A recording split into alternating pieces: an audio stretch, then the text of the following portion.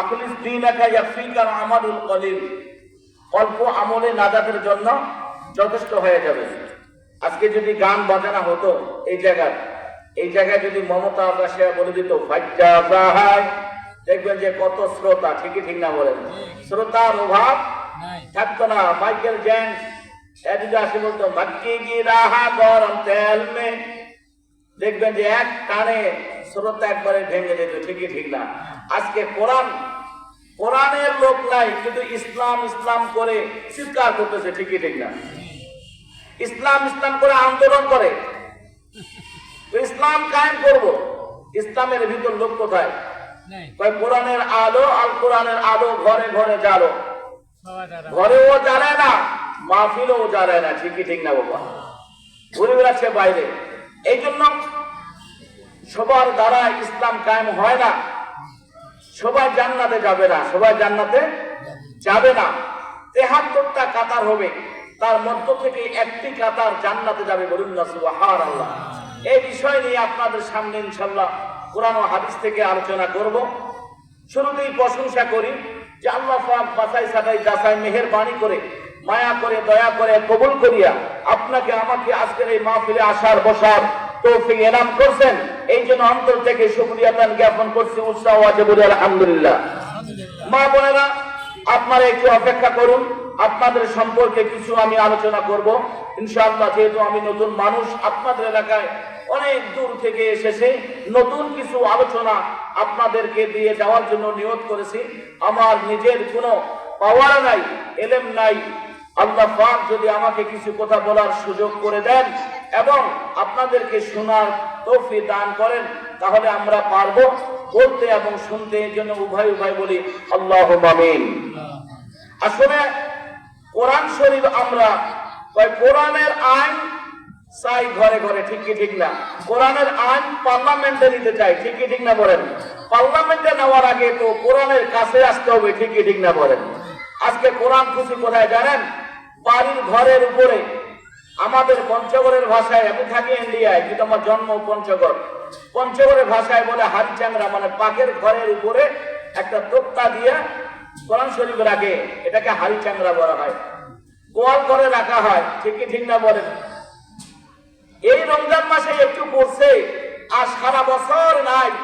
আরেক রমজান আসে তখন একটু খুলিয়া দেখে, ঠিকই ঠিক না বলেন? এই জন্য আমি বলি কোরআন শরীফটা আছে তোলা, গল্পের বইটা আছে খোলা। কোরআন শরীফটা আছে তোলা, গল্পের বইটা আছে খোলা। কোরআন শরীফটা আছে তোলা, গল্পের বইটা আছে খোলা। আরে ধর্মের কথাতে বসে না রে মন, সিনেমা টিভিতে বাধায় জীবন। চুল পেকে গেল তবু হলো না রে হোশ, হে মানুষ হে মানুষ হে মানুষ, ঠিকই ঠিক না? জন্মায় দাড়ি কেটে রাখলি মোস আর চুল, জীবনে যা করলি সবই ভুল। হিন্দু নাকি তুই মুসলমান, চাই না কিছু বুঝা দেখে ফ্যাশন। মাদক শক্তিতে রহলি ডুবে, হেলাই পুরানি দিন এইভাবে। আজ আছি কাল তো থাকবি না, এ কথা তুই একবার ভাবলি না। হায়াত পুরানো তবু তোর গেল না রে দোষ, হে মানুষ হে মানুষ হে মানুষ, ঠিকই ঠিক না? গল্পের বই আজকে বাড়ি বাড়িতে খোলা, কিন্তু কোরআন শরীফটা আছে তোলা। আর আমরা কোরআন শরীফের আইন পার্লামেন্টে নিয়ে যাব সম্ভব? কখনো সম্ভব না। সামনে আসতেছে রমজান মাস। রমজান মাসে জিজ্ঞাসা করা হলো, রমজান মাস তোমার এত সম্মান কেন?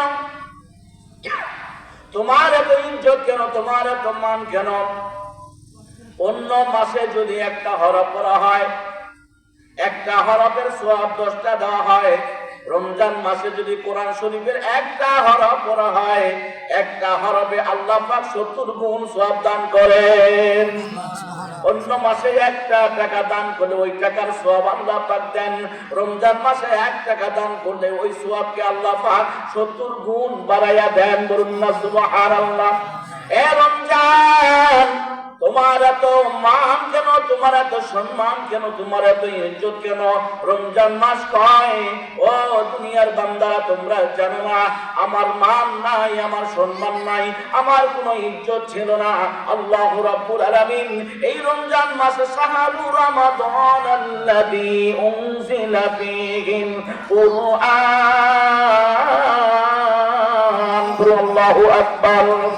এই রমজান মাসে কোরআন নাযিল করার কারণে রমজান মাসের এত দাম হয়েছে, বলুন না সুবহানাল্লাহ। এ বাবা, এ বাবা বসো। আপনারা যারা আছেন উঠে যাবেন, যদি একটা একটা করে সবাই চলে